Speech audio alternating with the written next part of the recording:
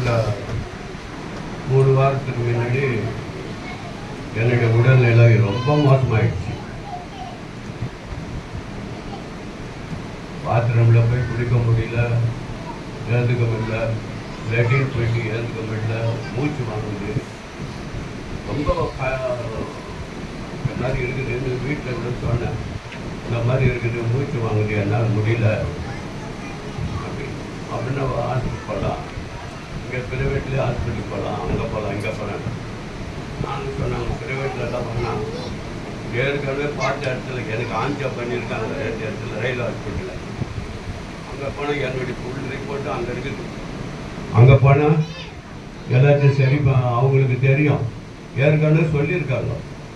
உனக்கு வந்து ஆஞ்சா பண்ணது உனக்கு வந்து ஒரு வால் வந்து லேசாக சுருங்கி இருக்கு, நீ நடந்தினா போனீங்கன்னா உங்களுக்கு மூச்சு வாங்கும், நடக்க முடியாது ரொம்ப தொழு. ஆனால் அப்போ கூட நடந்துட்டு இருந்தேன். 1 ஹவர் ஒரு 40 நிமிஷம் 50 நிமிஷம் நடந்துன்னு தான் இருந்தேன். ஆனால் திடீர்னு அதுமாரி ஆகிப்போச்சு.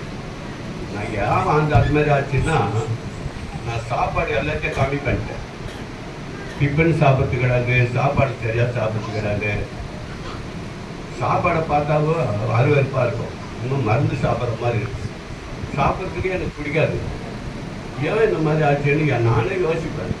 மனசை பிடிச்சின்னு கொஞ்சம் கொஞ்சமாக சும்மா ஒரு பிடி சாப்பிட்டேன், அதுக்கு மேலே சாப்பிட முடியாது.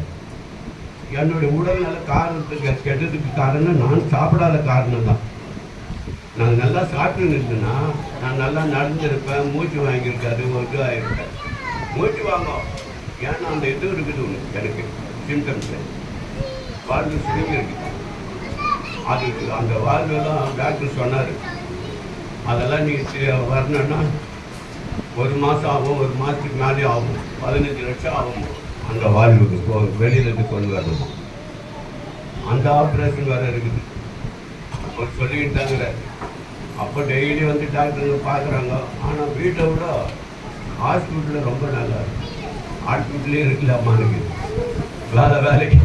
இப்போ நல்லா சாப்பிட்றேன். ஹாஸ்பிட்டலில் போனதுலேருந்து 3 பாட்டில் பிளட்டு ஏற்றுனாங்க எனக்கு. ஒரே ஒரு பாட்டில் மட்டும் ஏற்றுனப்போ நான் அப்பவே நடந்துட்டேன். பாத்ரூமுக்கு நானே ஒன்றுக்கு ஏற்றுக்குவேன். 2வது பாட்டில் ஏற்றுனாங்க. 2வது பாட்டில் என் பையன் வந்து கொடுத்தான், இன்னொரு தம்பி வந்து கொடுத்தாரு, எல்லாருடைய சொந்தக்காரர், அவர் வந்து கொடுத்தாரு. 2 பாட்டில் 3 பாட்டில் பிளட்டு என் உடம்புல ஏறி இருக்கு. அது ஏறினத்தோடு தான் நான் வந்து இங்கே நிற்கிறேன். மெயினாக காரணமாக கர்த்தர் எப்படி வேலை செய்கிறாருன்னு கடவுளை கர்த்தரை தான் நம்பின்னு இருக்கு. டெய்லி ஜெபம் பண்ணு. நம்ம சபைக்கு வசணும், நம்ம சபை கட்டி முடிக்கணும், நம்ம சபையில் இருக்கிற ஆத்மாக்களுக்கு எல்லோரும் ஆசீர்வதிக்கணும். டெய்லி ஜெபம் பண்ணுவேன். ஆனால் என்னுடைய ஜெபம் நான் நினைச்சேன், டாக்டர் எங்கள் வீட்டில் என்ன சொன்னாங்க, கேட்டுக்கின்னு வீட்டுக்கு போயிடலாம், 1 வாரம் 10 நாள் 10 வருஷம். நான் சொன்னேன் அதுமாரிலாம் நம்மளாக போகக்கூடாது. நம்மளா போனால் திருப்பி வந்தால் நம்மளுக்கு ஒரு இது இருக்கும், ஒரு மாதிரியாக பார்ப்பாங்க. வேணாம், டாக்டராக சொல்லி அவங்களா அனுப்பிச்சா மட்டும் பரவாயில்ல. நான் கர்த்தரை டெய்லி வேண்டி கர்த்தரை ஆண்டவரையே தோத்திரம் இயேசுவின் தருமைகளாக குணமான இயேசுவின் தருமைகளாக குணமானு சொல்லிக்கினே இருப்பேன். படகில் 10 இப்போ கூட வருஷம் சொல்லிட்டு தான் வருவேன். டெய்லி ஜெபம் பண்ணிட்டு தான் இருப்பேன். நான் சொல்லுவேன், கர்த்தர் நானாக போகக்கூடாது, டாக்டராக பார்த்து என்ன வீட்டுக்கு அனுப்பணும். நான் போன வாரமே சர்ச்சுக்கு வரத்துக்கு ஆசைப்பட்டேன், ஆனால் அவங்க அனுப்பலை. ஆனால் அவங்க என்ன பண்ணாங்க, நான் தெரிஞ்சுட்டு வந்து இந்த வாழ்வெல்லாம் தெரிகிறதுக்கு ரொம்ப கஷ்டம். ஆனால் உங்களுக்கு கிடைச்சாலும் கிடைக்கலாம், கிடைக்காத போகலாம். நீங்கள் இந்த மாதம் பார்த்தோட நீங்கள் நல்லா சாப்பிடுங்க. 1 மாதம் பார்த்து நான் ஃபோன் நம்பர்லாம் கொடுத்துட்டு போவோம். எங்கள் வீட்டில் ரொம்ப கஷ்டம் தான். வீட்டில் ஒருத்தர் அட்மிட் ஆகிட்டாருன்னா எவ்வளோ கஷ்டம். 2 மருமகளும் அவங்க நைட் 2 வந்து அங்கே படுப்பாங்க. எங்கள் வீட்டில் ஒரு நாள் படுப்பாங்க. இன்னொரு மருமகள் வந்து டெய்லி சாப்பாடு டிஃபன் வேலைக்கு எனக்கு கரெக்டாக வந்துக்கிட்டே இருக்கும். ஒரு வேளை காலையில் ஹோட்டலில் வாங்கிடும், நைட்டு ஹோட்டலில் வாங்கிட்டு டிஃபன் அப்படியே சாப்பிட்டு இருக்காரு.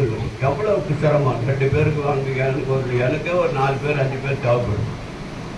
எல்லோருக்கும் சிரமமாக இருக்குது, கஷ்டமாக இருக்குது. கடவுள்கிட்ட கர்த்தர்கிட்ட அதில் ஜெபம் பண்ணிக்கினே கேட்குறேன். கர்த்தரே நானாக வீட்டுக்கு போயிடக்கூடாது, எனக்கு டாக்டராக பார்த்து அவரா நீ வீட்டுக்கு போ அப்புறம் கூட வா அப்படின்னு சொன்னால் கூட நான் எனக்கு சந்தோஷம் அப்படின்னு சொன்னேன். சொன்ன பிறகு அப்புறம் அவரு இதை சொல்லிக்கினே தான் ஜெபம் பண்ணிக்கினே தான் பார்த்துக்கிட்டு நடக்கிறேன், போகிறேன் வரேன். அப்புறம் சொன்னேன் டாக்டர் வந்து இது கிடைக்கிறதுக்கு ரொம்ப கஷ்டமாக இருக்குது, வாழ்க்கை கிடைக்கல, இல்லைன்னா எப்போ முடிஞ்சு போயிருக்கோம், நீங்கள் வீட்டுக்கு போங்க, ஃபோன் நம்பர் கொடுத்துட்டு போங்க. உங்கள் மருமகன் 2 மருமகன் நான் வந்து எங்கள் மருமகன் வந்து பேஞ்சி நம்பர் என் நம்பரை கொடுத்துருக்கேன். ஆனால் வீட்டில் 2 மருமகன் நல்லா பாடு பண்ணணும். எனக்கு ஒருத்தர் யாருமே குறை சொல்லக்கூடாது. வீட்லேயும் சரி, பசங்களும் சரி, 2 பிள்ளைங்களும் சரி, வேலைக்கு வந்து கரெக்டாக எடுத்துன்னு வந்து கொடுத்துருவாங்க. எனக்கு பயப்படுறாங்களேன்னு அவர் தெரியாது. கத்தர் செய்கிறாரு, கரெக்டாக எடுத்துன்னு வந்து கொடுத்துட்டு பாஸ்டர் நம்ம சகோதரிகள்லாம் கூட நான் ஹாஸ்பிட்டலுக்கு கூட சொன்னாங்க. ஒரு சகோதரி, எப்பா உனக்கு எதுவும் வராதுப்பா, நீ இன்னும் 100 வருஷம் இருப்பாப்பா, நல்லா இருப்பாப்பா, நீ பயப்படாத, நாங்கள் எல்லாம் ஜெபம் பண்ணுறோம் உனக்கோசம் தான் டெய்லி ஜெபம் பண்ணிக்கிறோம். நாங்கள் ரஸ்தர் இவங்க பாஸ்டர் கூட ஒரு 2-3 தடவை வந்து ஜெபம் பண்ணிட்டு வந்தார். அந்த அளவுக்கு எனக்கு நீங்கள் எல்லோரும் ஜெபம் பண்ணுறதுக்கு ஜெபம் பண்ணி நீங்கள் பண்ணதுனாலும் கர்த்தர் ஆசீர்வாதத்தை எனக்கு வழங்கியிருக்கிறார். உண்மையிலே கர்த்தருக்கு நன்றி, சகோதரர்களுக்கு நன்றி, உங்களுக்கும் நன்றி சொல்லிடுறேன். ராஜரிக சபையில் உள்ள அத்தனை பேர் பாஸ்டருக்கு சரி, ரஸ்தருக்கு சரி, அவங்க எல்லாம் கும்பலாக தீபா எல்லாம் வந்து ஒரு நாள் கவர்மெண்ட் வந்தாங்க, ஹாஸ்பிட்டலுக்கு வந்து கவர்மெண்ட் வந்தாங்க. எனக்கு யாரையும் நம்பலை, கர்த்தர் மேலே வார்த்தை போட்டேன். கர்த்தர் உன்னுடைய சித்தம். நான் ஞானஸ்தானம் எடுக்கிறப்போ நான் சொன்னேன், எனக்கு நல்லது செய்யணும், நான் இதை செய்யணும் அதை செய்யணும்ட்டு எனக்கு நான் வரல சர்ச்சைக்கு.